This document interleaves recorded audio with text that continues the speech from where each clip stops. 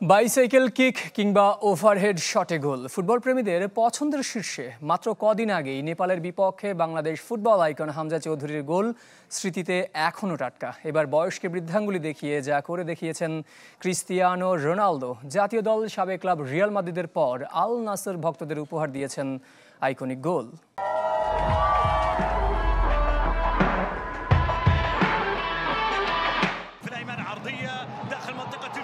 কিংবদন্তিরা অসম্ভবকে সম্ভব করে, একবার না বারবার।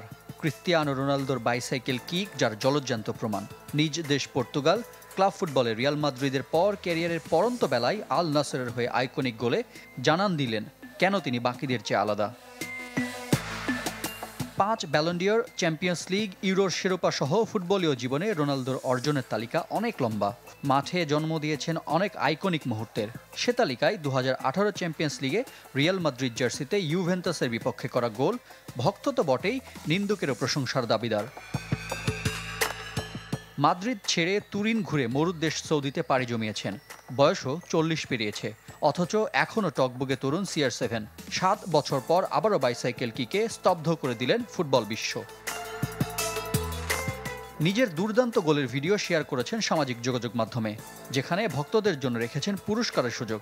তবে আছে এক শর্ত, দিতে হবে এমন গোলের যোগ্য এক ক্যাপশন। বিশ্ব ফুটবলে এমন বাইসাইকেল কিকের দেখা মেলে কালে ভদ্রে।